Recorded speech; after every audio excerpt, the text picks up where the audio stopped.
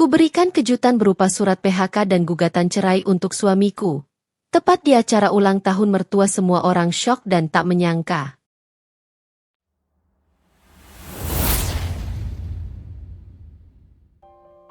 Namaku Risa. Di usiaku yang baru menginjak 30, kehidupanku terlihat biasa saja bagi orang luar. Pekerjaan tetap, suami yang dianggap mapan, serta mertua yang cukup terpandang di lingkungan sosialnya.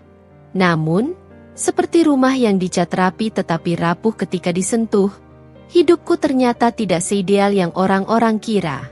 Aku bekerja sebagai administrasi keuangan di sebuah perusahaan swasta. Tidak mewah, tetapi cukup untuk membantu memenuhi kebutuhan rumah tangga.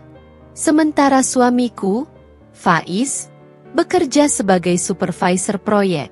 Dulu aku bangga memiliki suami setekun dirinya, tetapi kebanggaan itu perlahan hilang seiring berubahnya sikapnya terhadapku. Rumah kami berada di perumahan sederhana, 2 kamar, ruang tamu kecil, dan halaman depan yang kutanami bunga Kamboja mini. Aku menyukai rumah ini, meski sederhana, karena dulu, ketika kami pertama kali menempatinya, Faiz pernah berkata sambil menggenggam tanganku, "Rumah ini akan penuh tawa, Riz. Kita bangun semuanya dari awal, bersama." Kalimat itu tersimpan jelas di kepalaku. Ironis, karena belakangan ini tawa yang dijanjikan Faiz justru menghilang. Pagi itu, seperti biasa aku bangun lebih awal. Suara alarm dari ponsel samar-samar terdengar, namun aku sudah terbiasa bangun sebelum suara itu memekakan telinga. Di sampingku, Faiz masih tertidur dengan wajah gusar, seolah terbebani sesuatu yang tak pernah mau ia ceritakan. Aku memandangnya beberapa detik. Sosok laki-laki yang dulu membuatku jatuh cinta, karena ketulusannya kini terasa seperti orang asing yang tinggal di ranjang yang sama. Aku bangkit, menyibakkan selimut, lalu berjalan ke dapur.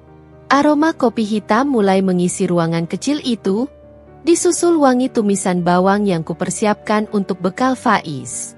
Meskipun hubungan kami akhir-akhir ini dingin, aku tidak pernah membiarkan tugasku sebagai istri terabaikan. Bukan karena aku ingin dipuji, tetapi karena aku terbiasa melakukan semuanya dengan sepenuh hati. Saat nasi goreng hampir matang, langkah kaki Faiz terdengar dari arah kamar. Tanpa menoleh, aku tahu ekspresi yang akan ia tampilkan.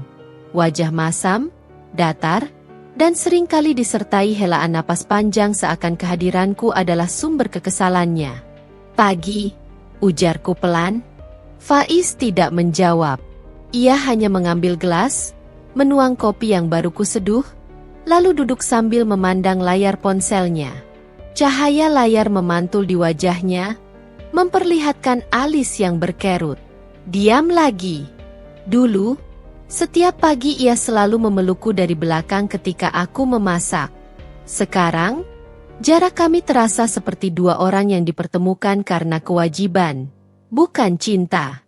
Aku meletakkan nasi goreng ke dalam wadah bekal. "Ini sarapannya. Aku buat pedas sedikit, soalnya kamu suka." "Aku nggak makan," potong Faiz tanpa menatapku. Aku terdiam. Suara spatulaku menekan wajan perlahan, mencoba menahan emosi yang tidak seharusnya meledak pagi-pagi. "Kenapa? Perut kamu sakit?" "Bukan."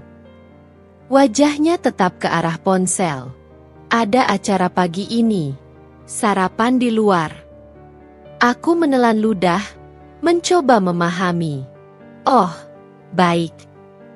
Faiz berdiri, merapikan kerah kemejanya yang bahkan tidak sempat ia setrika karena ia memilih tertidur terlalu larut. Ia mengambil tas kerjanya, menatapku sekilas saja, seolah aku hanyalah benda yang menghuni rumah itu. "Aku pergi," katanya. Dadaku terasa tenggelam sesaat. "Hati-hati." Ia tidak menjawab. Tidak ada senyum. Tidak ada pamit yang layak. Hanya pintu yang tertutup dengan suara sedikit keras, meninggalkan gema yang lebih menyakitkan daripada kata-kata kasar sekalipun. Setelah menyelesaikan urusan dapur, aku duduk di kursi ruang tamu. Sunyi begitu tebal sampai aku bisa mendengar detak jam dinding menghitung detik demi detik yang terasa hampa. Aku mencoba mengingat kapan terakhir kali Faiz mengajakku bicara lebih dari 5 menit. Kapan terakhir ia bertanya bagaimana hariku berjalan? Kapan terakhir ia menyentuh pipiku sambil bercanda? Jawabannya membuatku miris. Sudah berbulan-bulan. Entah sejak kapan Faiz berubah. Entah siapa yang membuatnya berubah. Tapi hatiku tahu satu hal. Rumah tangga ini perlahan retak. Bukan karena badai besar, tapi karena retakan kecil yang dibiarkan menganga terlalu lama. Ponselku berbunyi. Pesan dari Bulani, ibu mertua yang dikenal tegas, elegan, sekaligus sedikit sulit dipahami. Risa, jangan lupa datang ke rumah nanti malam. Kita rapat kecil untuk persiapan ulang tahunku bulan depan. Kamu harus hadir. Tidak ada, tolong. Tidak ada, bisa. Nada perintah. Seperti biasa. Aku menghela napas panjang. Baik, Bu, balasku singkat. Aku memandangi layar ponsel beberapa detik sebelum menaruhnya kembali. Di kepalaku, bayangan tentang malam nanti sudah membuat tubuhku lelah lebih cepat. Bukan karena acaranya, tetapi karena aku harus menghadapi komentar-komentar halus Bulani yang hampir selalu merendahkan. Meski begitu, aku tetap akan datang. Aku selalu datang. Karena aku Risa, perempuan yang bertahan, meski luka di dalam diri perlahan mulai mengering lalu robek lagi setiap hari. Aku berdiri, merapikan tas kerja, dan menatap pintu yang baru saja ditutup Faiz pagi tadi. Aku nggak tahu sampai kapan aku kuat, bisikku lirih, tapi hari itu pasti akan datang. Aku hanya belum tahu bahwa hari itu akan datang jauh lebih cepat daripada perkiraanku. Sore itu langit tampak muram, seolah ikut memahami suasana hatiku. Awan menggantung rendah, menandakan hujan mungkin turun kapan saja. Aku baru saja pulang kerja ketika dering ponsel kembali memecah kesunyian di dalam mobil. Nama Bulani muncul di layar. Aku hanya bisa menarik napas sebelum menjawab. Halo, Bu. Risa, kamu sudah siap? Jangan telat. Kamu tahu, keluarga kita tidak suka menunggu. Keluarga kita, katanya. Laki-laki yang menungguku di rumah pun jarang menyebutku sebagai bagian dari dirinya belakangan ini. Iya, Bu. Saya Otwu. Paling 10 menit lagi sampai. Baik. Dan, tolong ya, Risa, jangan pakai baju yang terlalu sederhana. Banyak tamu keluarga besar yang datang. Kamu harus terlihat pantas. Nada itu, aku sudah hafal. Ada tuntutan. Ada kritik terselubung. Ada penilaian yang selalu muncul tanpa ia sadar bahwa ucapannya bisa menyayat. Padahal aku sudah mengenakan kemeja pastel rapi dan rok hitam yang bahkan kupilih khusus untuk acara malam ini. Baik, Bu, jawabku sambil menahan diri. Panggilan berakhir tanpa salam. Rumah Bulani lebih besar dibanding rumahku. 2 lantai dengan taman depan yang dipenuhi bunga anggrek mahal. Begitu aku turun dari mobil, aku melihat tamu-tamu keluarga sedang duduk di teras sambil mengobrol. Mereka menatapku sekilas, lalu kembali menunduk. Entah karena sibuk atau karena memang tidak tertarik menyapaku. Aku mengetuk pintu pelan. Tidak perlu menunggu lama, Bulani muncul dengan senyuman yang tidak cukup hangat untuk membuat siapapun merasa diterima. Masuk, Risa. Aku mengikuti langkahnya ke ruang tamu. Faiz tidak ada di sana. Entah di mana dia, atau bersama siapa. Faiz belum datang, Bu? Tanyaku hati-hati. Bulani menghela napas, jelas kesal. Anak itu memang begitu akhir-akhir ini. Susah sekali diatur. Mungkin kamu kurang memperhatikannya. Aku mengepal tangan dalam diam. Maaf, Bu. Belakangan jadwal kerjanya memang padat. Semua orang bekerja, Risa. Tapi kalau istri bisa menciptakan suasana rumah yang nyaman, laki-laki tidak akan mencari pelarian di luar. Kalimat itu menghantam tepat ke dadaku. Pelan, namun tajam. Aku ingin bertanya, pelarian seperti apa yang ibu maksud? Tapi aku memilih menahan diri. Aku tahu pertanyaan itu hanya akan membuatnya semakin menyalahkanku. Di meja makan, keluarga besar sudah berkumpul. Mereka membahas rencana ulang tahun Bulani yang akan digelar sebulan lagi. Acara besar, dengan tamu penting, penuh gengsi. Bulani selalu suka menunjukkan sisi elegannya di depan orang lain. Risa, kamu bagian dekorasi dan undangan. Ya, ujar Bulani tiba-tiba. Aku mengangguk. Baik, Bu. Pastikan desainnya bagus. Jangan sampai biasa-biasa saja seperti waktu itu. Beberapa anggota keluarga lain saling pandang. Ada yang menekuk bibir, ada yang menahan senyum kecil. Entah iba atau sekadar menikmati direndahkannya aku tidak tahu. Tiba-tiba terdengar suara pintu depan dibuka cukup keras. Langkah cepat, nada tidak sabar. Fat. Ia muncul dengan wajah lelah, atau mungkin jengkel. Rambutnya sedikit berantakan, kemejanya kusut seolah dipakai sejak pagi tanpa sempat dirapikan. Aku langsung berdiri. Kamu baru pulang?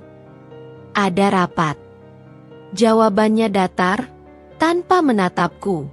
Bulani memandangnya tajam. Kamu selalu sibuk. Bahkan untuk acara keluarga saja kamu susah sekali. Faiz menghela napas keras. Bu, aku capek. Semua orang juga capek. Faiz, tapi kamu itu laki-laki. Bu, Faiz mengalihkan pandangan, kali ini ke arahku. Aku nggak mau bahas ini sekarang. Tatapan itu hanya sekilas, tapi cukup membuat jantungku mencelos. Ada sesuatu di sorot matanya, ketidaksabaran, kejengkelan, dan entah apa lagi. Kami duduk kembali, tapi suasana makan malam itu berubah tegang. Setelah acara selesai, para tamu pulang satu persatu. Aku membantu membereskan meja, sementara Faiz berdiri di teras sambil memainkan ponselnya. Cahaya layar memantul di wajahnya. Ia tampak serius. Lalu tersenyum tipis seolah membaca pesan yang membuatnya senang. Bukan senyum untukku. Sudah lama bukan untukku. Aku mendekat pelan. Faiz. HM. Ia tidak menoleh. Kita pulang. Duluan aja. Aku masih mau ngobrol sama teman. Teman? Atau dia? Aku menahan desah panjang, lalu kembali masuk untuk pamit pada Bulani. Namun, sebelum aku sempat bicara, Bulani menatapku lebih lama daripada biasanya. Risa, katanya sambil menyilangkan tangan. Kalian baik-baik saja? Pertanyaan itu membuatku sedikit terkejut. Jarang sekali Bulani bertanya tentang perasaanku. Kami fine, Bu, jawabku pelan. Bulani mengernyit. Jawaban itu terlalu cepat untuk meyakinkan. Aku menunduk, mencari kata yang aman. Kami hanya sama-sama sibuk. Bulani memandangku dengan tatapan sulit diterjemahkan, antara curiga dan tidak peduli. Kalau ada masalah, selesaikan baik-baik. Jangan ceroboh. Ceroboh. Kata itu tertancap di benakku. Jika Bulani tahu apa saja yang telah dilakukan putranya, mungkin ia tidak akan menyebutku ceroboh. Justru aku terlalu sabar. Aku pamit, berjalan ke mobil dengan langkah berat. Di kursi kemudi, aku membiarkan diriku diam sebentar, sekadar memastikan air mata tidak jatuh. Tiba-tiba ponselku berbunyi. Satu pesan masuk dari nomor tak dikenal yang baru kutambahkan beberapa hari ini ketika aku mencoba mencari kebenaran. Pesan itu hanya berisi satu foto. Foto Faiz dengan seorang wanita di sebuah kafe. Dengan tangan Faiz memegang tangan wanita itu, darahku terasa mengalir lebih cepat. Suara detak jantungku berdengung di telinga. Dan untuk pertama kalinya hari itu, aku berkata pada diri sendiri, ada sesuatu yang jauh lebih besar dari sekadar retakan. Retakan itu mulai terdengar jelas. Meski orang lain masih belum melihat betapa lebarnya ia menganga di dalam hidupku. Foto itu terus menari-nari di kepalaku sepanjang perjalanan pulang.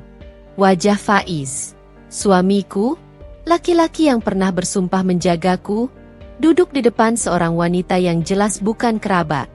Tidak ada jarak, tidak ada keraguan.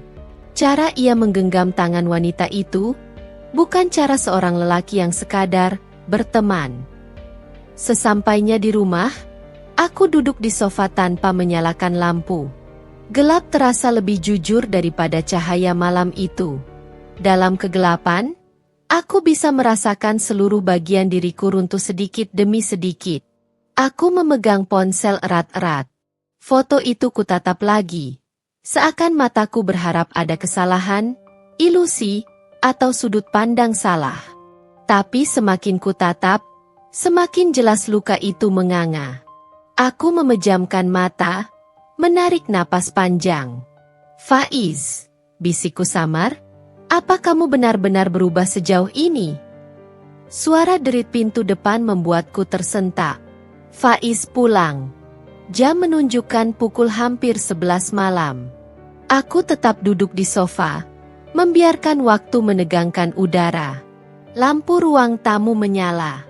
Faiz terkejut melihatku masih terjaga. Kamu ngapain di sini? Gelap-gelapan, katanya tanpa rasa peduli, seolah aku adalah patung yang kebetulan ia temui. Aku berdiri perlahan. Aku mau bicara. Ia mengerutkan kening. Bicara apa? Aku capek, Riz. Cuma sebentar, ucapku menahan getar. Tentang kita. Faiz menatapku sekilas, lalu memutar bola mata. Besok aja. Aku nggak mau ribut. Ini penting. Ia akhirnya berhenti. Menatapku, tapi tatapan itu asing. Bukan Faiz yang dulu memandangku dengan lembut, ini tatapan seseorang yang merasa terganggu. Apa kamu lihat foto ini? Tanyaku sambil menunjukkan layar ponsel. Beberapa detik Faiz membisu. Kemudian ia berdecih pelan, meraih gelas minum, dan berkata datar. Itu teman kerja. Kenapa? Aku menahan napas. Teman kerja yang kamu gandeng tangannya. Faiz menoleh cepat, gerakannya tajam, sorot matanya semakin gelap. Kamu mulai lagi, Riz? Cemburu nggak jelas? Capek aku sama sikap kayak gini. Kamu pikir aku nggak punya hidup? Aku terdiam. Kata-katanya seperti pukulan pelan yang justru menyakitkan, karena ia mengucapkannya tanpa emosi. Aku cuma nanya, bisikku. Faiz mengangkat tangan.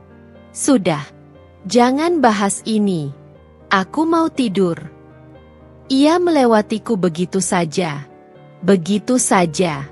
Untuk sesaat, aku mematung di ruang tamu, mendengar langkah kakinya menjauh, melihat punggungnya menghilang di balik pintu kamar. Laki-laki itu bahkan tidak memberi kesempatan bagiku untuk menjelaskan bagaimana perasaanku. Pada titik itu, aku tahu, Faiz bukan hanya berubah. Ia memilih untuk menjauh. Dan itu jauh lebih menyakitkan. Keesokan harinya, suasana rumah semakin dingin. Faiz sarapan secepat kilat, mengabaikan bakwan jagung yang susah payah kubuat. Ia pergi tanpa pamit, bahkan tanpa menoleh. Aku tidak lagi menangis. Bagian itu sudah habis semalam. Saat itu aku tidak tahu bahwa ujian hari itu tidak hanya datang dari Faiz, tetapi dari Bulani juga. Siang hari, ketika aku sedang mengerjakan laporan di kantor, Ponselku berdering. Nama Bulani muncul lagi. Aku menghela napas sebelum menjawab. Halo, Bu. Risa, kamu bisa ke rumah ibu sebentar? Ibu ada yang mau dibicarakan. Nada suaranya berbeda. Bukan marah. Bukan datar. Lebih seperti mendesak. Sekarang, Bu? Iya. Ini penting. Ibu tunggu. Call ended. Rasa tidak enak muncul begitu cepat. Seperti firasat yang menempel kuat di bagian perutku. Aku izin keluar kantor sebentar, lalu melajukan mobil ke rumah Bulani. Sepanjang perjalanan pikiranku penuh kemungkinan buruk. Apakah Faiz mengadu tentang foto? Apa Bulani mendengarnya dari orang lain? Atau ada hal lain yang belum ku ketahui? Rumah besar itu sunyi ketika aku tiba. Bulani menungguku di ruang tamu, wajahnya tegang. Begitu aku duduk, ia langsung berbicara tanpa basa-basi. Risa, kamu dan Faiz ada masalah, kan? Pertanyaan itu menghantam lebih keras daripada tuduhan. Aku mencoba tersenyum tipis. Nggak ada, Bu. Bulani menggeleng pelan, matanya menatap tajam tapi tidak meremehkan seperti biasanya. Jangan bohong. Ibu-ibunya Faiz. Ibu tahu kalau ada yang nggak beres. Aku terdiam. Untuk pertama kalinya, aku melihat Bulani bukan sebagai mertua yang suka menuntut, tapi sebagai seorang ibu yang benar-benar mencemaskan putranya. Ada ketakutan dalam matanya, takut keluarganya hancur, takut reputasi tergores, takut kehilangan kendali. Faiz akhir-akhir ini berubah, kataku akhirnya. Berubah bagaimana? Aku menelan ludah. Kata-kata itu mengalir, bukan karena aku ingin mengadu, tapi karena aku mulai letih memendam. Dia sering pulang larut, sibuk tanpa alasan jelas, dan aku ragu. Aku belum siap memperlihatkan foto itu pada Bulani, dan jarang bicara sama aku. Bulani mengusap dahinya. Astaga, Faiz, anak itu. Aku melihatnya murung. Beberapa menit berlalu tanpa suara. Lalu, dengan nada pelan namun menusuk, ia berkata, Risa, kadang laki-laki itu memang mudah goyah kalau istrinya kurang memperhatikan. Aku menegakkan badan. Di titik itu, aku sadar. Sekalipun Bulani terlihat peduli, ia tetap memposisikan Faiz sebagai pihak yang harus dimaklumi, dan aku sebagai pihak yang harus mengalah. Bu, saya sudah melakukan yang terbaik, jawabku tenang. Saya tetap melayani kebutuhan suami, tetap mengurus rumah, tetap. Suaraku lirih, tetap bertahan. Bulani memandangku lama, seakan ia sedang menilai apakah kata-kataku pantas dipercaya. Lalu ia berkata, kalau kamu tidak bisa menjaga Faiz, kamu yang rugi, Risa. Disitulah Bulani kembali. Kembali menjadi dirinya yang selalu memihak Faiz tanpa peduli bagaimana aku terluka. Aku mengangguk pelan. Saya mengerti, Bu. Padahal hatiku berdesing tajam. Aku pamit. Keluar dari rumah itu dengan langkah tersembunyi yang bergetar. Sesampainya di mobil, aku memejamkan mata dan bersandar di kursi. Kalau aku tidak bisa menjaga Faiz. Kata-kata Bulani terus terngiang. Lalu aku membuka mata, dan untuk pertama kalinya sejak lama, dadaku terasa penuh oleh sesuatu yang bukan lagi kesedihan. Ini bukan air mata. Ini bukan kepasrahan. Ini adalah kemarahan yang mulai bangkit. Kemarahan yang tidak meledak, tidak menangis, tidak berteriak. Kemarahan yang tenang. Dan kemarahan yang tenang adalah yang paling berbahaya. Karena diam-diam, aku mulai berubah sepulang dari rumah Bulani, suasana di kepalaku terasa berat. Bukan hanya karena ucapan-ucapannya yang menekan, Tetapi juga karena kini aku benar-benar menyadari, aku sendirian. Bukan sendirian karena Faiz tidak ada di rumah, tapi sendirian karena tidak ada satupun yang berpihak padaku. Rumah terasa hening ketika aku masuk. Lampu masih mati, udara agak pengap. Aku menyalakan lampu ruang tamu, meletakkan tas, dan duduk sejenak di sofa. Di depanku, meja kecil yang biasanya menjadi tempat vas bunga kini kosong. Entah sejak kapan aku tidak punya energi lagi untuk mengurus hal-hal kecil. Perlahan aku membuka ponsel, melihat foto itu lagi. Foto Faiz bersama wanita entah siapa. Wanita itu mengenakan blus putih, senyumnya miring. Matanya menatap Faiz dengan cara yang hanya dilakukan seseorang yang punya hubungan lebih dari sekadar rekan kerja. Siapapun bisa mengenali kedekatan itu hanya dari tatapan mereka. Aku menggigit bibir bawah. Ada rasa ngilu, bukan di bibir, tapi di dalam hati. Disinilah aku sadar. Aku membutuhkan kebenaran, bukan sekadar bukti yang dilemparkan orang lain secara diam-diam. Besok aku harus mulai mencari tahu lebih banyak. Sore itu, ketika aku sedang memasak untuk diriku sendiri, pintu depan terbuka. Faiz masuk dengan langkah yang lesu. Wajahnya tidak menunjukkan tanda-tanda menyesal atau bersalah. Ia hanya terlihat ingin cepat berlalu. Aku udah makan di luar, ucapnya cepat, sebelum aku sempat bertanya. Aku mengangguk. Oke. Biasanya aku akan bertanya, makan apa? Atau, sama siapa? Namun malam itu aku memilih diam. Reaksi Faiz justru mengejutkanku.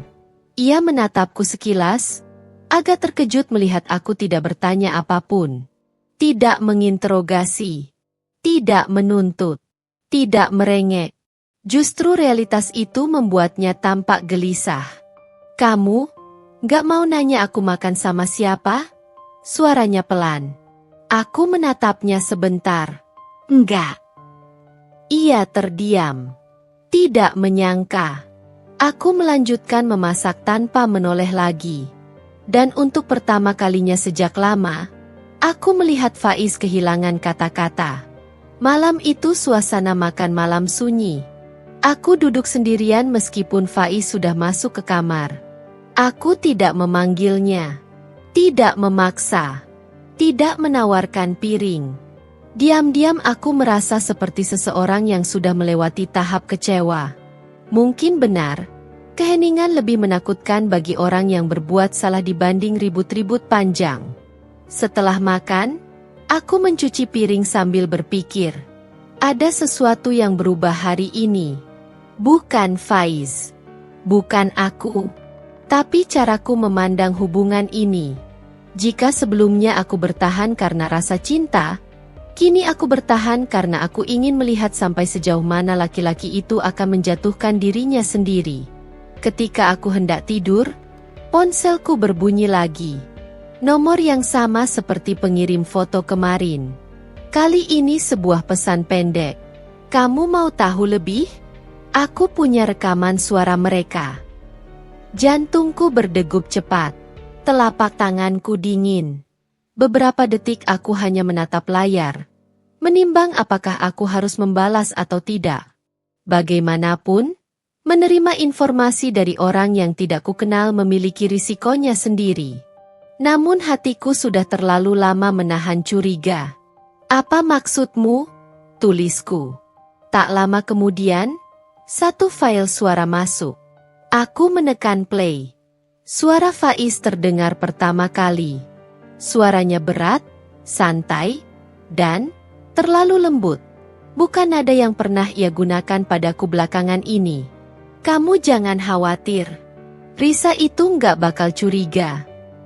Lalu suara wanita itu muncul. Suara yang jelas bukan suara saudara perempuan, bukan suara teman kerja yang biasa saja. Aku cuma takut dia lihat chat kita. Kamu pulang malam terus. Dia pasti tanya-tanya. Faiz tertawa kecil. Tawa yang dulu kusukai. Tapi kini terasa seperti pisau yang menusuk lambung. Dia terlalu baik buat curiga.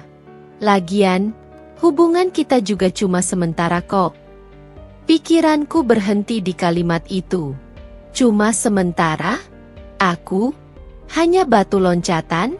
Dia menganggap wanita itu hanya sementara. Tapi aku? Istrinya? Wanita itu menjawab manja. Sementara tapi kamu terus balik ke aku. Faiz tidak menyangkal. Rekaman diakhiri dengan suara gelas beradu. Seakan mereka sedang makan atau minum bersama. Dadaku sesak. Tenggorokanku panas. Tapi tidak ada air mata. Sesuatu di dalam diriku telah tekanannya terlalu lama. Dan malam ini, ia mulai pecah. Aku mematikan ponsel, memejamkan mata, mencoba mengatur napas yang mulai tak karuan. Kalau memang cuma sementara, suaraku bergetar, maka aku akan pastikan apa yang sementara ini berakhir untuk selama-lamanya. Ketika aku membuka mata, aku melihat bayangan Faiz yang tengah berdiri di ambang pintu kamar.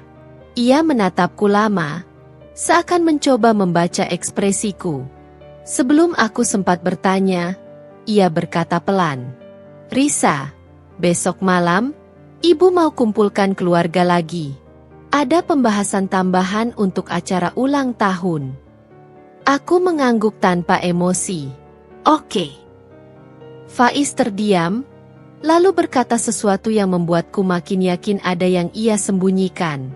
"Jangan macam-macam besok. Ya, jangan bikin masalah di depan keluarga." Kalimat itu, sikap itu, seperti bensin yang disiramkan ke api kecil dalam diriku. Aku menatapnya datar. Kenapa aku harus bikin masalah? Faiz mengalihkan pandangan. "Ya, pokoknya jangan. Aku nggak mau ada drama." Aku tersenyum tipis. Senyuman yang tidak pernah ia lihat sebelumnya. "Tenang saja," kataku pelan. "Hari-hariku sudah cukup dramatis tanpa harus aku buat-buat." Faiz hanya menatapku sesaat, bingung, sebelum akhirnya mematikan lampu dan tidur menghadap ke arah lain. Aku tidak bisa tidur malam itu. Aku memikirkan rekaman suara itu, pesan-pesan misterius itu, dan kata-kata Faiz. Tapi paling penting, aku memikirkan rencana. Bukan rencana kecil. Rencana besar. Rencana yang akan mengguncang hidup Faiz, Bulani, dan seluruh keluarga mereka. Dan malam itu, untuk pertama kalinya, aku tersenyum sendirian dalam gelap. Senyuman yang tenang. Senyuman yang berbahaya. Karena Risa yang dulu sudah mati. Yang tersisa kini adalah Risa yang siap mengakhiri semuanya. Dengan elegan, aku duduk di ruang tamu sambil menggenggam ponsel. Jarum jam bergerak pelan, tapi kepalaku justru terasa berputar cepat. Ada sesuatu yang terus menggangguku sejak kejadian malam pernikahan adik Faiz. Sikap Faiz, perubahan wajahnya ketika menerima telepon, juga tatapan gugup yang tiba-tiba muncul saat aku menanyakan siapa yang menghubunginya. Semuanya terasa janggal. Aku bukan tipe istri yang suka curiga tanpa alasan. Tapi kali ini, firasatku tidak main-main. Ada sesuatu yang ditutupinya. Dan aku tidak mau menjadi istri bodoh yang pura-pura tidak melihat retakan di rumah tangganya sendiri. Pagi itu, saat Faiz berangkat kerja, aku memperhatikan bagaimana ia terburu-buru. Bukan seperti biasanya. Bahkan sarapan yang kubuat hampir tidak disentuhnya. "Sayang, kamu yakin gak apa-apa?" tanyaku. Dia menatapku sekilas. "Iya, aku cuma banyak kerjaan." Kalimat itu sangat klise. Dan selama bertahun-tahun aku menjadi istrinya, aku tahu mana yang jujur dan mana yang diucapkan hanya untuk menutup sesuatu. Ia mencium keningku cepat, lalu pergi. Begitu suara motornya menjauh, jantungku mulai memukul lebih cepat. Aku mengambil tas kecilku, mengganti pakaian, lalu memutuskan untuk mengikuti rasa penasaranku yang sejak kemarin menghantui. Aku menuju kantor Faiz. Namun aku tidak masuk ke kantor Faiz. Tidak langsung. Aku memilih untuk mengamati dari luar dulu, sekadar memastikan apakah benar ia masuk seperti biasa.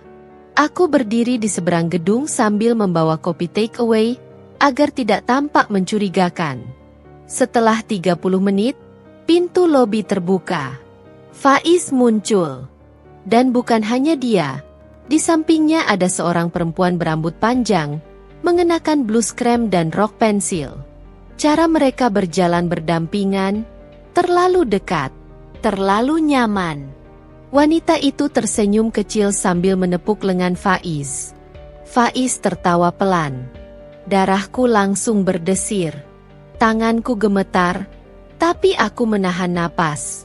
Siapa dia? Kenapa mereka terlihat seperti pasangan yang sudah lama akrab? Aku mengikuti mereka dari kejauhan. Mereka berjalan menuju restoran di seberang kantor. Dari kaca besar, aku bisa melihat mereka duduk di meja yang sedikit tersembunyi.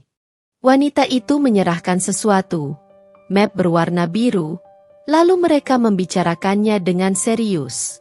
Seketika, mataku terpaku. Wajah Faiz bukan hanya lelah. Ia tampak tertekan.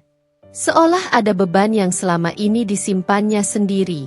Aku tidak ingin gegabah menuduh, tapi kehadiran wanita itu, sikap Faiz yang tidak biasa, plus malam kemarin saat ia menerima telepon misterius, semua seperti potongan puzzle yang mulai cocok.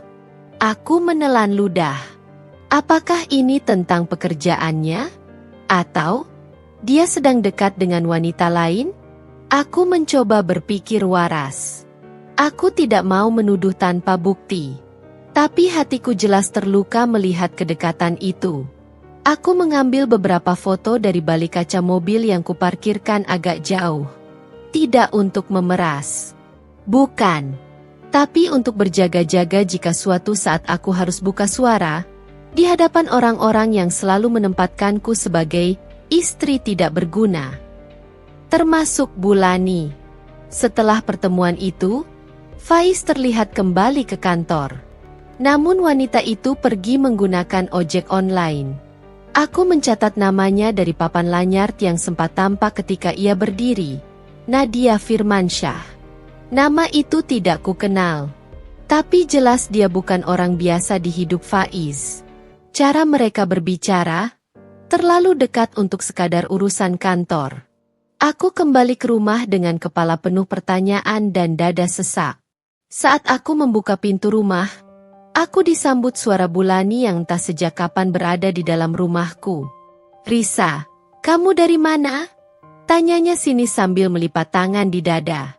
Aku mengangkat alis. "Ibu dari mana? Kok bisa ada di rumah saya?" Ia menghentakkan kaki ringan, sikap manja namun menyebalkan khasnya. "Ibu datang mau lihat rumah kalian. Faiz bilang kamu banyak di rumah. Kok malah nggak ada?" Nada tuduhannya membuatku ingin tertawa pahit. "Bu, saya cuma keluar sebentar." "Sebentar tapi rumah berantakan begini." Ia menunjuk meja makan yang hanya ada satu piring kotor, dan satu gelas yang tadi pagi kupakai. "Ibu heran, kenapa Faiz betah sih sama kamu? Kamu itu kurang perhatian, kurang rapi, kurang segalanya." Aku menghela napas sebisa mungkin tetap tenang. "Bu, rumah ini bukan berantakan. Memang saya belum sempat membereskan karena baru pulang." Bulani melirik tajam. "Jangan ngegas sama mertua." Aku memejam mata. "Ya Tuhan, sabarkan aku." Bulani mendekat sambil berkata pelan tetapi menusuk. "Kamu itu istri, Risa. Jaga laki kamu baik-baik. Jangan sampai Faiz lihat perempuan yang lebih bisa bikin dia nyaman." Kata-katanya bagaikan tombak yang menghujam tepat di titik luka yang sejak tadi kutahan. Apa dia tahu sesuatu? Atau hanya kebetulan ucapannya menyentil kejadian pagi ini? Aku tidak menjawab. Tidak ingin memberi celah untuknya menyerang lagi. Kutegakkan tubuhku, menatapnya lurus. Saya akan jaga rumah tangga saya, Bu. Tapi saya juga tidak akan diam kalau ada yang mencoba merusaknya. Mata Bulani menyipit. Ada jeda sejenak sebelum ia tertawa kecil, seolah menganggapku mengigau. Jangan mimpi, Risa. Kamu itu nggak punya posisi apa-apa di mata keluarga kami. Dan begitulah, ia pergi sambil membanting pintu pelan. Aku berdiri lama di ambang pintu setelahnya. Hari itu, aku sadar sesuatu. Jika aku tidak kuat, aku akan diinjak. Jika aku tidak melawan, aku akan hancur. Dan jika ada yang mencoba merebut kebahagiaanku, termasuk menyembunyikan kebenaran dariku, maka aku akan membalas dengan cara paling elegan dan mematikan. Aku menatap foto Faiz dan perempuan itu di ponselku. Hatiku sesak, tapi tekadku lebih kuat. Kalau Faiz menyembunyikan sesuatu dariku, entah itu perselingkuhan atau masalah besar lain, aku akan mengungkapnya. Semua, sampai ke akar-akarnya. Dan bila benar ada pengkhianatan, maka kejutan di ulang tahun Bulani nanti tidak hanya membuat semua orang syok. Itu akan meruntuhkan seluruh kebanggaan mereka dalam sekejap. Babak pembalasan baru saja dimulai. Ponselku terus bergetar di meja makan, membuatku terpaksa menghentikan aktivitas memasak siang hari itu. Aku mengintip layar, mendapati nama yang hampir tidak pernah muncul lagi sejak lama. Mirna, sahabatku sejak SMA. Kami memang jarang bertemu karena ia sibuk bekerja di sebuah perusahaan konsultan data. Sementara aku menjalani hari-hari sebagai ibu rumah tangga. Tapi Mirna bukan tipe yang menelepon tanpa alasan kuat. Aku mengangkat panggilan itu sambil mengusap apron di pinggangku. Halo, Mir? Ada apa? Koktum. Risa. Nada suaranya tegang, terlalu tegang. Kamu lagi sibuk? Enggak. Kenapa? Aku butuh ngomong sesuatu tentang suamimu. Nafasku langsung membeku. Aku menopang tubuh pada ujung meja, memastikan suaraku tetap stabil. Ada apa dengan Faiz? Mirna terdengar menelan ludah. Aku lagi handling beberapa klien perusahaan untuk analisis performa. Dan salah satu laporan internal dari perusahaan tempat Faiz kerja muncul di mejaku. Aku terdiam, jantungku memukul keras hingga telingaku berdenging. Aku nggak boleh buka detailnya.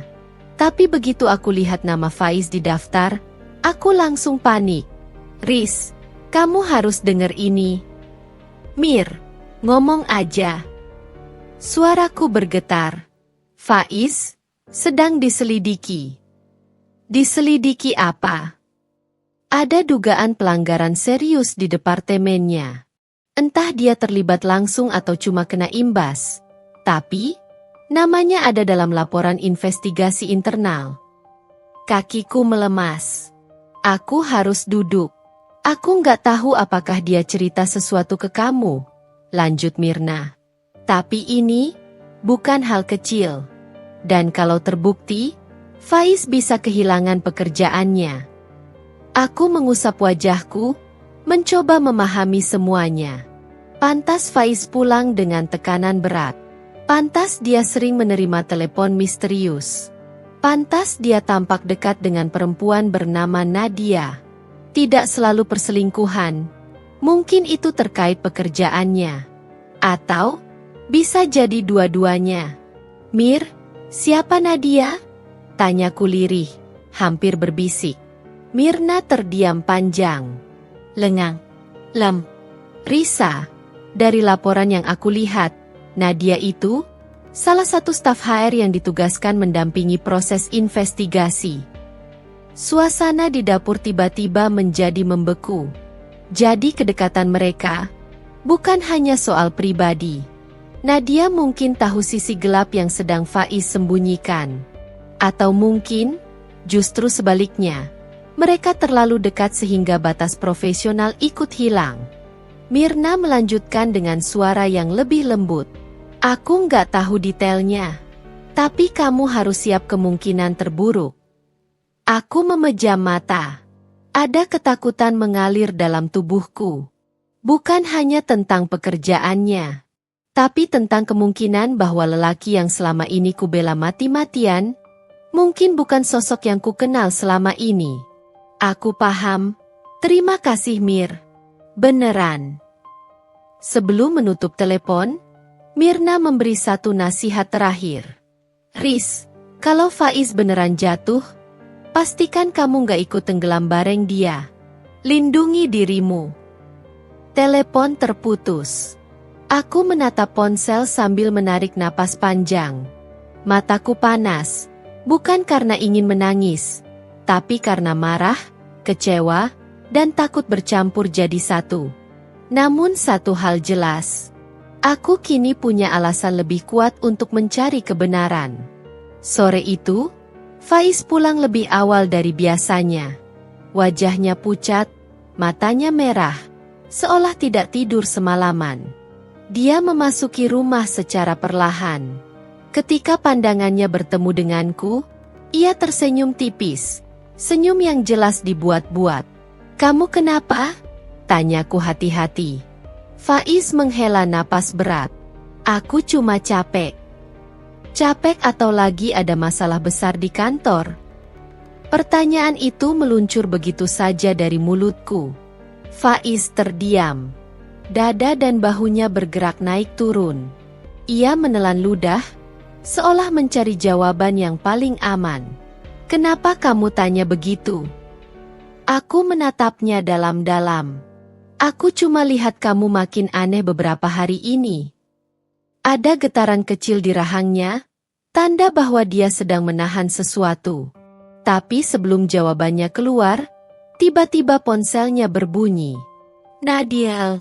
Faiz refleks membalik ponselnya agar layar menghadap ke bawah. Gerakannya cepat, terburu-buru, bersalah. Sampai kapan kamu mau sembunyi? Tanyaku lirih. Risa, ini nggak seperti yang kamu pikir. Tapi kamu nggak bilang apa-apa. Faiz, kamu bikin aku menebak-nebak sendiri. Wajah Faiz berubah panik. Aku bisa jelaskan. Silakan. Aku bersandar ke meja, menantinya bicara. Laki-laki itu memijat pelipisnya. Aku lagi ada masalah di kantor. Dan Nadia cuma orang HR yang nanganin kasusku. Itu aja. Kasus apa? Itu rahasia perusahaan. Aku nggak boleh ngom. Kamu nggak boleh atau kamu memang nggak mau jujur pada istrimu sendiri? Potongku lebih tajam dari yang kupikirkan. Faiz terdiam. Dan itu jawaban yang lebih menyakitkan daripada apapun. Dalam hening itu, aku merasa semakin yakin. Faiz menyembunyikan sesuatu yang jauh lebih besar. Dan aku tidak akan duduk diam lagi.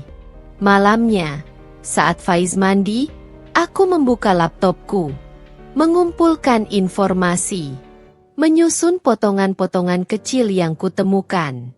Foto Faiz dan Nadia. Laporan dari Mirna. Perilaku Faiz yang berubah. Ucapan Bulani yang seolah menyindirku agar menjaga suami. Semuanya mengarah pada satu titik. Faiz sedang berada dalam masalah besar. Dan kemungkinan, ia terlibat dalam sesuatu yang merugikan perusahaan. Atau lebih buruk, ia mungkin memanfaatkan posisi kerjanya untuk keuntungan pribadi. Aku tidak bisa menuduh sembarangan. Tapi aku juga tidak bisa mengabaikan tanda-tanda ini.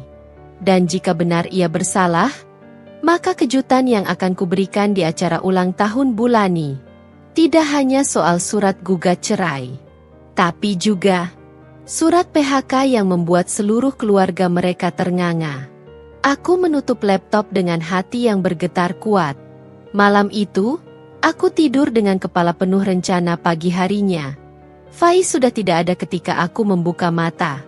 Bantal di sampingku dingin, seolah ia bangun jauh sebelum matahari terlihat. Aku bangkit perlahan, menatap bagian kasur yang kosong itu dengan perasaan yang sulit dijelaskan. Ia pergi tanpa pamit, tanpa cium kening, tanpa meninggalkan pesan singkat. Ini bukan Faiz yang dulu ku kenal. Aku turun ke dapur, membuat teh hangat, mencoba menenangkan diriku sebelum memulai hari.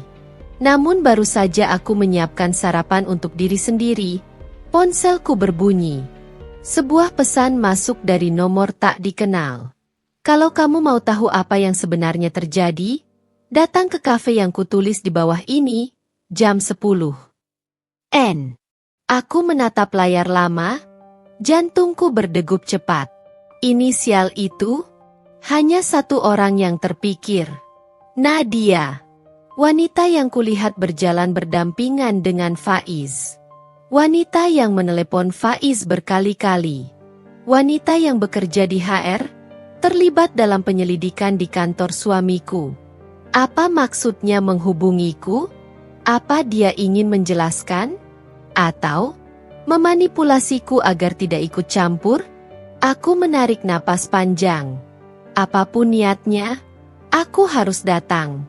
Kafe yang ia pilih cukup sepi, minimalis. Aroma kopi memenuhi ruangan.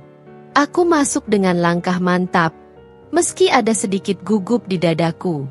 Di sudut ruangan, seorang perempuan mengangkat tangan pelan. Wajahnya sama seperti yang kulihat dari kejauhan kemarin. Rapi, tenang, profesional. Risa? Tanyanya. Aku mengangguk dan duduk berhadapan dengannya. Aku Nadia, katanya pelan.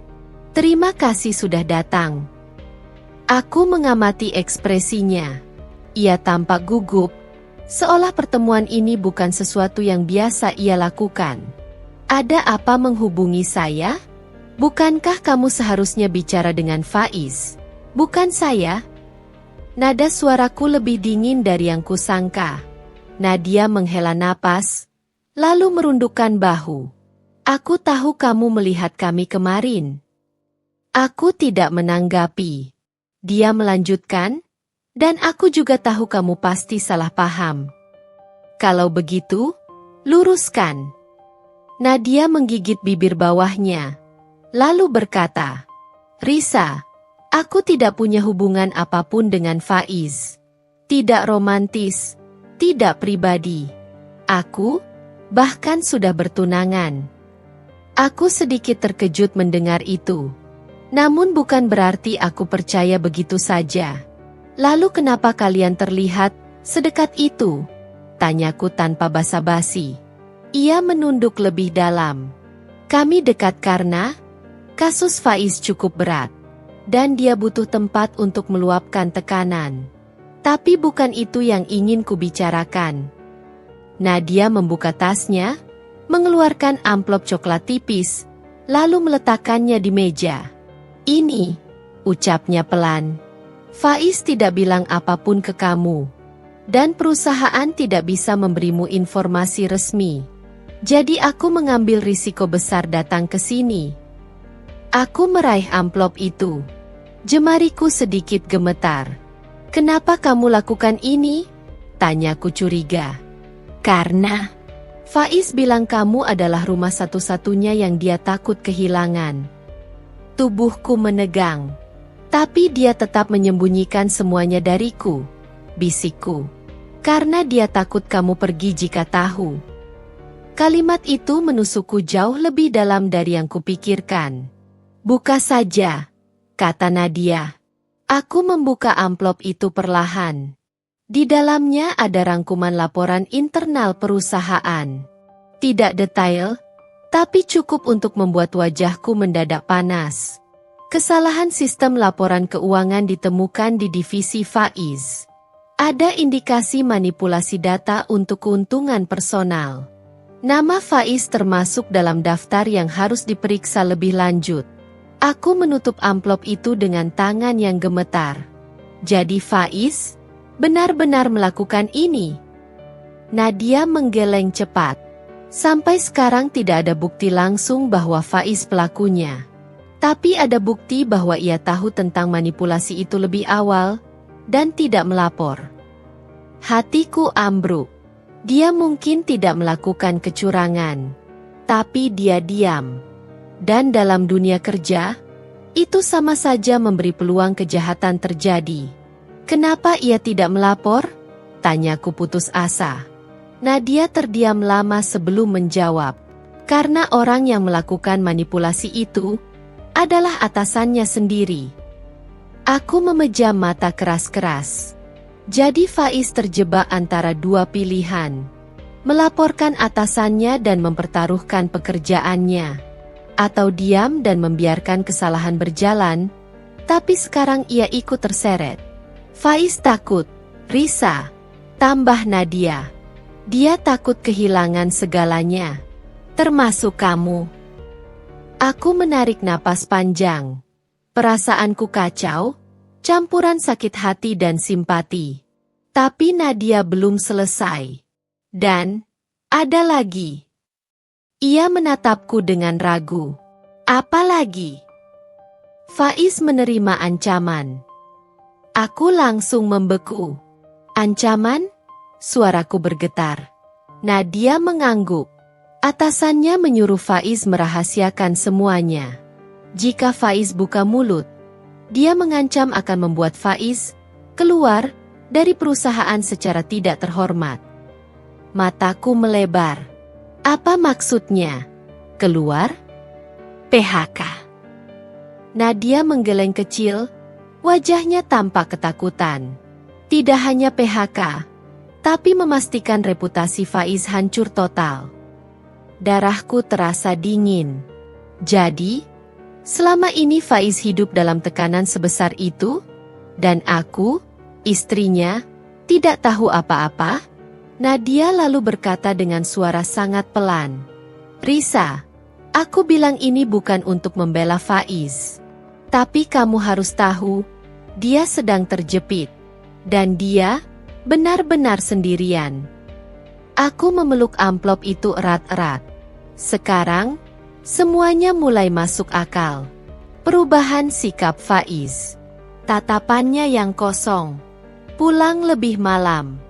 Tingkahnya yang defensif. Tapi meski memahami, rasa kecewa itu tetap ada. Aku berdiri perlahan. Nadia ikut berdiri. Apa kamu mau aku sampaikan sesuatu ke Faiz? Tanyanya hati-hati. Aku menatap mata Nadia dengan tenang. Katakan pada Faiz. Napasku tersengal sedikit. Bahwa aku akhirnya tahu sebagian kebenaran. Nadia mengangguk perlahan. Lalu aku menambahkan. Dan katakan padanya, bahwa sisanya akan kucari sendiri. Aku berbalik dan meninggalkan kafe itu dengan hati yang penuh gejolak. Di luar, angin siang bertiup hangat. Tapi tubuhku terasa dingin. Aku kini memegang kebenaran yang Faiz sembunyikan mati-matian. Namun itu baru potongan pertama. Dan satu hal kini semakin jelas. Ulang tahun Bulani nanti akan menjadi panggung besar. Aku akan mengungkap semuanya. Dengan cara yang paling tak pernah mereka bayangkan, seharusnya malam itu seperti malam-malam biasa. Aku memasak, Faiz pulang, kami makan bersama, lalu tidur. Tapi hidup tidak lagi berjalan normal sejak aku mengetahui potongan demi potongan yang Faiz sembunyikan. Sejak pertemuanku dengan Nadia siang tadi, pikiranku terus berputar. Ada bagian dari diriku yang ingin memeluk Faiz dan bertanya kenapa ia begitu sendirian menghadapi semuanya. Tapi ada bagian lain yang lebih besar, yang terluka, dikhianati, dan kelelahan menjadi istri yang selalu harus menebak-nebak posisi dirinya dalam hidup suaminya. Aku sedang memotong sayur ketika suara pintu terbuka. Faiz masuk, wajahnya tampak sepucat pagi tadi. Riz, panggilnya pelan. Aku menoleh seperlunya. Kamu mau makan sekarang atau nanti? Aku mau bicara. Silakan. Aku tetap memotong sayur, tidak menatapnya. Faiz mendekat. Riz, kamu marah? Aku meletakkan pisau dengan pelan dan menatapnya. Mungkin iya, mungkin tidak. Aku belum bisa menentukan. Ia menghela napas. Aku tahu kamu merasa aku berubah. Aku tahu kamu curiga. Tapi, bukan karena aku nggak cinta kamu. Kalau masih cinta, kenapa kamu menutupiku? Pertanyaanku membuatnya terdiam. Ia menumbuhkan kedua tangannya ke meja. Frustasi. Aku takut bikin kamu kecewa. Justru dengan kamu menutup, aku makin kecewa, Faiz. Hening menyelimuti dapur. Suara lemari es berdengung lembut. Tapi ketegangan di antara kami jauh lebih kuat dari itu. Riz, Faiz mulai bicara pelan. Aku lagi ada masalah besar. Sangat besar. Dan aku nggak bisa ceritakan semuanya. Karena itu rahasia kantor? Atau karena kamu takut aku akan pergi begitu tahu separah apa kesalahanmu? Faiz terlihat terkejut. Sangat terkejut. Aku jarang bicara seterang itu. Aku nggak tahu kamu sejauh itu berpikir. Aku tidak perlu berpikir jauh. Faiz, jawabku dingin. Aku cuma melihat apa yang memang terjadi. Ia meraih tanganku, tapi aku mundur sedikit. Risa, aku mohon, jangan jauhi aku. Aku menatapnya.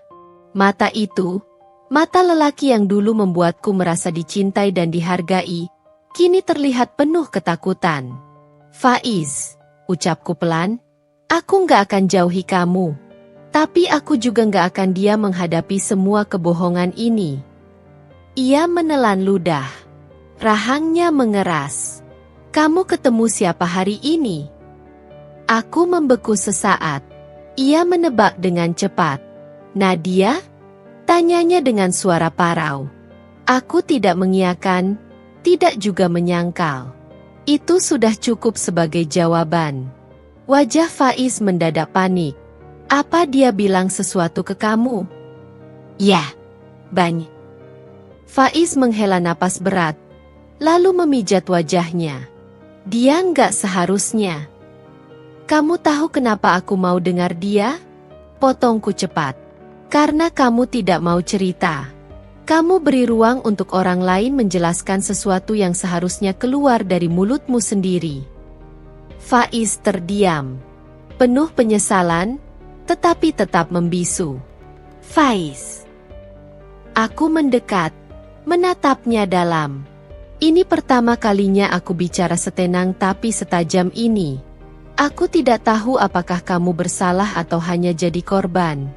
Tapi apapun posisi kamu salah satu hal ini, menyembunyikan semuanya dari istrimu. Bahunya jatuh. Ia terlihat kalah. Aku nggak mau kamu takut, ucapnya lirih. Aku lebih takut kalau kamu terus merahasiakan semuanya. Itu lebih menyakitkan. Kami berdiri dalam hening selama beberapa saat. Lalu tanpa peringatan, Faiz memelukku. Seolah aku satu-satunya benda yang bisa menahan tubuhnya agar tidak runtuh. Aku diam. Tidak membalas, tapi juga tidak menolak. Risa, tolong, aku lagi jatuh, bisiknya. Aku lagi sendirian. Kata-kata itu menusukku. Sendirian? Padahal aku ada. Aku selalu ada. Kenapa kamu tidak biarkan aku menemani kamu jatuh? Tanyaku lirih. Pelukannya melemah. Terlambat, jawabnya pelan. Kamu sudah terlibat, dan aku takut kamu terluka. Aku memejam mata.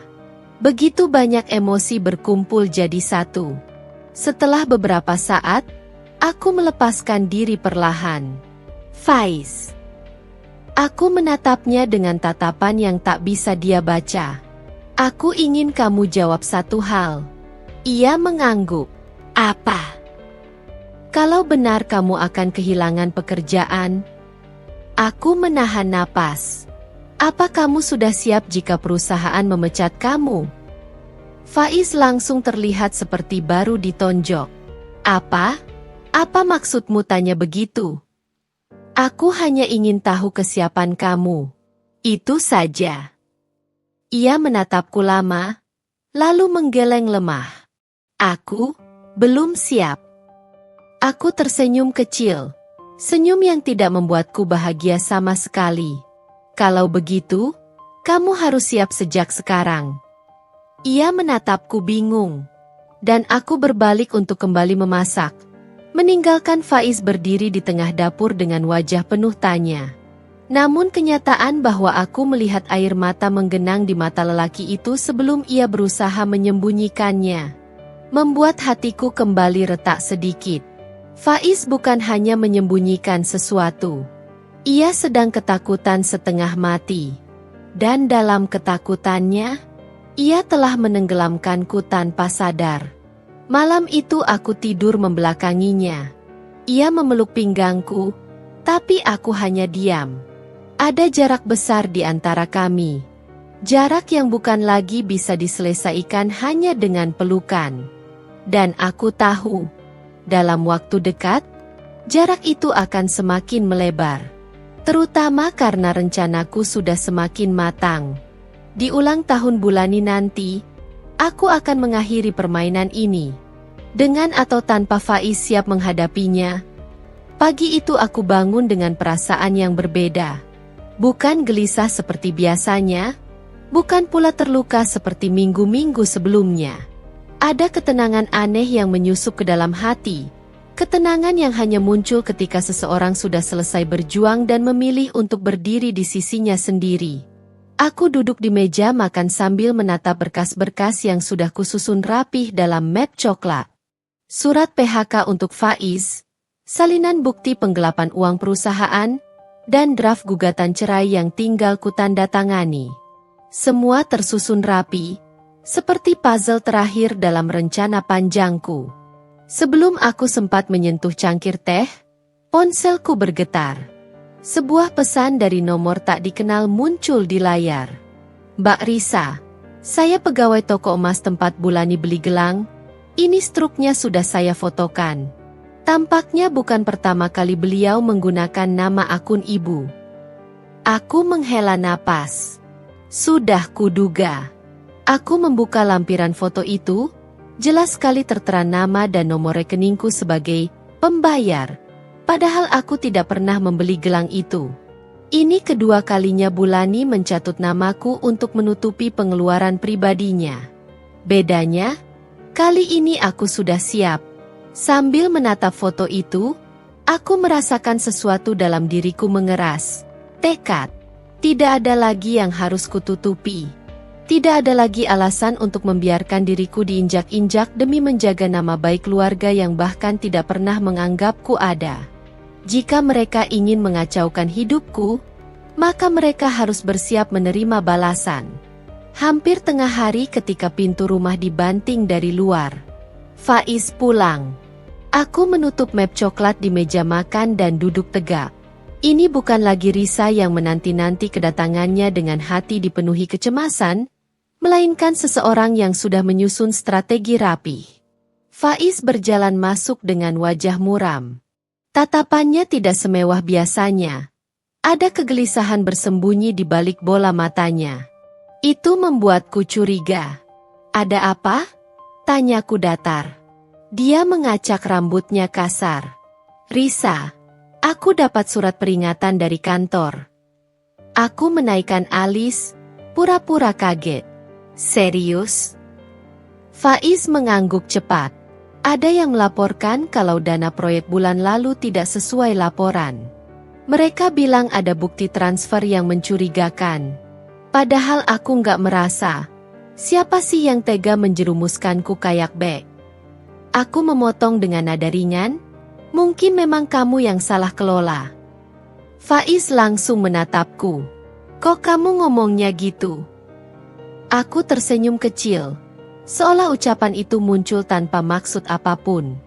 Padahal, justru disitulah kebenarannya. Dia menghela napas panjang. Besok acara ulang tahun Mama. Tolong jangan buat masalah. Ya, aku lagi banyak tekanan. Aku butuh kamu kelihatan baik-baik aja di depan keluarga. Ah, ironis.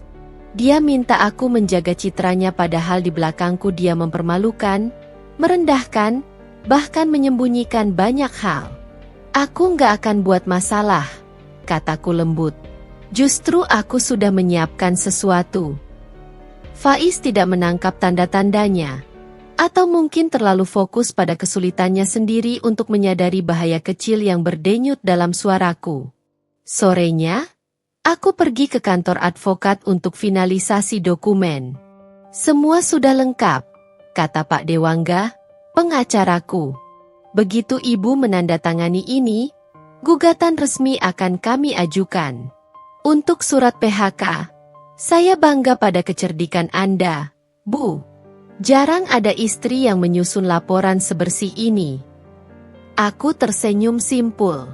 Kalau seseorang ingin keluar dari neraka, dia harus tahu cara membuka pintunya. Dalam hati, aku tahu langkah ini bukan hanya tentang balas dendam. Ini tentang mengambil kembali hidupku, yang selama ini direbut tanpa izin. Dokumen-dokumen ku tanda tangani satu persatu. Tidak ada getaran di tanganku, tidak ada rasa ragu. Hanya kelegaan. Begitu pulang, hari sudah gelap. Aku duduk di balkon, memandangi lampu-lampu kota yang berkelap-kelip. Rasanya seperti melihat dunia baru. Versi lebih terang dari hidup yang selama ini kulalui. Saat itulah ponselku berbunyi lagi. Nomor tidak dikenal. Bu Risa? Suara perempuan muda di ujung sana terdengar takut. Iya, saya. Ah, ada yang perlu ibu tahu. Soal Pak Faiz. Jantungku berdegup pelan. Bukan karena terkejut, tapi karena aku sudah menduga akan ada yang seperti ini. Silakan bicara. Perempuan itu ragu-ragu sejenak. Lalu berkata gugup. Saya teman kantor Pak Faiz. Saya cuma mau bilang, sepertinya beliau memang sengaja menggelapkan dana proyek untuk diberikan ke seseorang. Saya dengar namanya Winda. Aku memejamkan mata. Sudah kuduga akan ada nama itu. Winda, karyawan baru. Sering mengirim pesan larut malam, sering muncul di laporan keuangan yang Faiz klaim hanya reimburse. Perempuan itu melanjutkan, saya nggak tahu apa hubungan mereka, tapi saya pikir ibu berhak tahu. Terima kasih, jawabku tenang, saya memang berhak. Setelah telepon ditutup, aku menatap map coklat di pangkuanku. Semua bukti sudah lengkap. Semua kebohongan siap dibuka. Besok, acara ulang tahun Bulani. Besok, panggung besar itu akan menampilkan pertunjukan terakhir kami sebagai suami istri. Besok, semua orang akan tahu siapa Faiz sebenarnya. Dan aku akan berdiri tidak lagi sebagai korban, melainkan sebagai seseorang yang akhirnya memilih dirinya sendiri. Aku menghela napas panjang. Lalu masuk ke kamar untuk menyiapkan pakaian terbaikku untuk esok hari. Besok adalah hari kebenaran. Dan aku siap pagi hari acara ulang tahun Bulani datang juga. Hari yang dengan sabar ku persiapkan, hari yang akan menutup seluruh babak hidupku dengan Faiz. Langit mendung, seolah ikut menahan napas menunggu sesuatu yang besar terjadi. Anehnya, dadaku justru terasa lapang. Tidak ada lagi gemetar, marah, atau takut. Yang tersisa hanyalah keyakinan. Aku berdiri di depan cermin. Gaun sederhana warna biru tua membalut tubuhku dengan elegan. Riasan tipis membuat wajahku terkesan lembut. Tapi mataku sudah tidak sama. Ada ketegasan baru di sana, ketegasan seseorang yang sudah selesai menjadi korban. Map coklat berisi dokumen-dokumen penting kumasukkan ke dalam tas tangan. Dalam bayanganku, wajah Faiz pasti akan pucat. Wajah Bulani akan membiru menahan malu. Dan para tamu, mereka akan terdiam melihat bagaimana menantu yang selama ini dianggap pendiam dan polos, berdiri di tengah perayaan dan menjatuhkan kebenaran lewat kata-kata yang tak bisa lagi dibungkam. Sesampainya di rumah Bulani, acara sudah berlangsung meriah. Musik dangdut koplo berdesakan dari speaker besar. Tamu-tamu keluarga sibuk bersalaman, dan hidangan memenuhi meja panjang. Bulani berdiri di tengah ruangan dengan gaun baru. Mungkin dibeli menggunakan namaku lagi. Begitu melihatku, tatapan sinisnya langsung muncul. "Kamu kok baru datang, Risa? Jangan bikin malu keluarga sendiri," katanya sambil melirikku dari kepala sampai kaki. Aku tersenyum manis. "Tenang, Bu. Justru saya datang untuk membuat keluarga ini dikenal banyak orang." Bulani mengerutkan dahi, tidak memahami maksud kalimatku. Faiz muncul tak lama kemudian, merangkul bahuku dengan sikap penuh kepura-puraan. "Kamu cantik hari ini," katanya, seolah tidak ada masalah apapun. Aku melepaskan tangannya perlahan. Tentu saja. Ketika MC memanggil keluarga untuk maju memberi ucapan ulang tahun, Faiz dan Bulani menyuruhku ikut naik. Aku berdiri di samping mereka, memandangi tamu-tamu yang menunggu. Inilah saatnya. Ketika mikrofon berpindah ke tanganku, aku menarik napas dalam. "Aku ingin menyampaikan sesuatu," kataku lantang. Ruangan langsung tenang. Musik berhenti. Semua mata tertuju padaku. Aku ingin memberikan hadiah spesial untuk Bulani dan Faiz. Hadiah yang sudah lama mereka tunggu, mungkin tanpa mereka sadari. Bulani tersenyum lebar, mengira aku akan memujinya. "Ih, Risa ini, bilang aja mau kasih kejutan." Aku membuka tas dan mengeluarkan map coklat. Suara detik jam terdengar sangat jelas. "Pertama," kataku sambil membuka map, "untuk Faiz, suamiku." Faiz menelan ludah. "Ini," aku mengangkat selembar kertas, "surat PHK dari perusahaan. Mereka sudah menerima semua bukti penggelapan dana yang kamu lakukan. Bahkan banyak yang kamu lakukan demi membiayai wanita bernama Winda." Seketika ruangan meledak. Bisikan, tatapan kaget, dan mulut-mulut yang terbuka tanpa suara. Faiz memucat. "Risa, kamu gila?" "Tentu tidak," jawabku tenang. "Hanya membalas semua kebohonganmu dengan kebenaran. Dan perusahaanmu pun sudah lebih dulu mengambil sikap." Aku menaruh surat PHK itu di dadanya, membuatnya tersentak mundur. Lalu aku menatap Bulani. "Dan untuk ibu," ujarku sambil mengeluarkan 2 lembar struk toko emas. "Ini hadiah lain. 2 bukti pembelian gelang emas yang ibu bayarkan menggunakan nama dan rekening saya, tanpa izin." Wajah Bulani merah padam.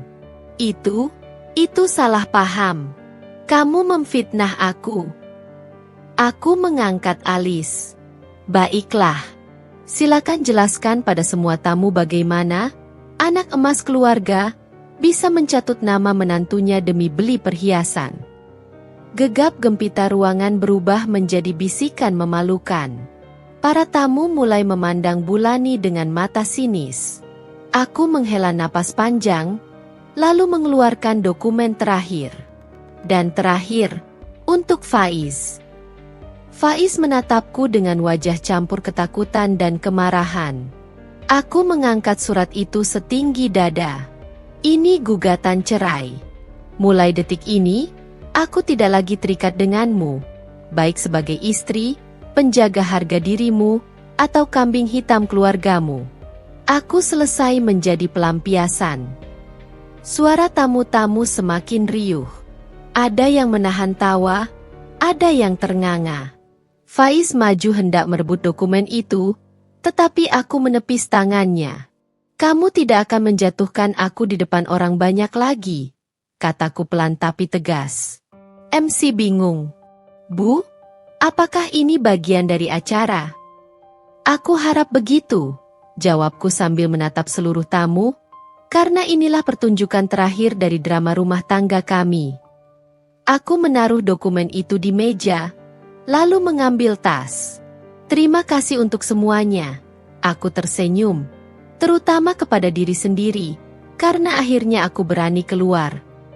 Tanpa menunggu reaksi mereka, aku turun dari panggung dan berjalan menuju pintu keluar. Suara-suara panik, teriakan Faiz, dan omelan Bulani semuanya membaur di belakangku. Tapi tidak satupun mampu menghentikan langkahku. Begitu kakiku menginjak halaman luar, angin sore menerpa wajahku. Untuk pertama kalinya setelah bertahun-tahun, aku merasa bebas. Tidak ada lagi ketakutan. Tidak ada lagi tekanan. Tidak ada lagi peran yang harus kumainkan demi menyenangkan orang lain. Yang ada hanya aku, Risa, perempuan yang akhirnya menyelamatkan dirinya sendiri. Dan itu adalah kemenangan terbesar yang pernah kuraih. 3 bulan sudah berlalu sejak hari itu. Hari di mana seluruh rahasia terbuka, hari ketika aku memutus rantai yang selama ini membelengguku. Kadang aku masih memikirkan momen itu. Suara mikrofon, wajah pucat Faiz, dan bagaimana Bulani berusaha menutupi rasa malunya. Tapi setiap kali bayangan itu muncul, aku tidak lagi merasa getir. Kini aku merasa lega. Seolah Tuhan memberi hadiah setelah sekian lama aku bertahan dalam hubungan yang tak lagi bernyawa. Aku pindah ke sebuah apartemen kecil di pusat kota. Tidak mewah, tapi nyaman. Dari balkon lantai 7, aku bisa melihat lampu-lampu kota berkelip setiap malam, seperti bintang yang turun ke bumi. Di tempat inilah aku memulai hidup sebagai Risa yang baru. Bukan lagi istri yang ditekan, bukan lagi menantu yang harus selalu mengalah. Aku kembali bekerja di perusahaan desain interior, dan dalam 2 bulan, namaku mulai dikenal karena gaya desainku yang rapi dan modern. Proyek demi proyek datang, dan diskusi dengan klien tak lagi membuatku cemas seperti dulu. Sekarang aku menikmati prosesnya. Bahkan, aku mulai membuka tabungan kecil untuk usaha studio desainku sendiri. Mimpi yang dulu hanya kusimpan dalam hati kini perlahan kususun menjadi nyata. Lalu bagaimana dengan Faiz? Setelah dicopot dari jabatannya, dia menghilang dari kota beberapa waktu. Rumornya, dia dituntut perusahaan karena kerugian dana dan masih berurusan dengan hukum. Winda pun kabur entah kemana begitu kasus itu meledak. Aku tidak lagi peduli. Setiap orang harus menghadapi hasil perbuatannya sendiri. Bagaimana dengan Bulani? Dia mencoba menghubungiku beberapa kali. Ada pesan panjang yang bilang dia menyesal, ada juga pesan yang menyalahkanku. Tapi aku tidak membalas satupun. Maaf bukan berarti kembali. Maaf tidak harus disertai hubungan. Aku memilih untuk memaafkan, tapi tidak lagi membuka pintu itu. Aku sudah belajar bahwa pintu yang sama sering membawa luka yang sama. Suatu sore, aku duduk di balkon sambil menyesap teh hangat. Matahari hampir terbenam, meninggalkan sinar jingga yang indah. Angin berhembus pelan, membawa aroma bunga dari taman apartemen. Aku menggenggam cangkirku dan tersenyum. Tidak ada tangan yang meremehkanku. Tidak ada suara yang memerintahku. Tidak ada lagi tekanan yang membuatku merasa tidak cukup. Aku hidup dengan pilihanku sendiri. Saat itu, aku sadar sesuatu. Kadang, balas dendam terbaik bukan membuat orang lain menderita, tetapi membuat dirimu sendiri bahagia tanpa mereka. Dan aku akhirnya melakukannya. Di akhir hari, aku menulis satu kalimat di buku catatanku. Kalimat yang kini menjadi mantra hidupku. Aku keluar dari neraka bukan untuk membalas, tetapi untuk menyelamatkan diriku sendiri. Jika seseorang bertanya bagaimana rasanya memulai kembali hidup setelah hancur, jawabanku adalah, rasanya seperti lahir kembali. Seperti akhirnya kamu menjadi tokoh utama dalam hidupmu sendiri. Dan untuk pertama kalinya, aku benar-benar bahagia. Selesai.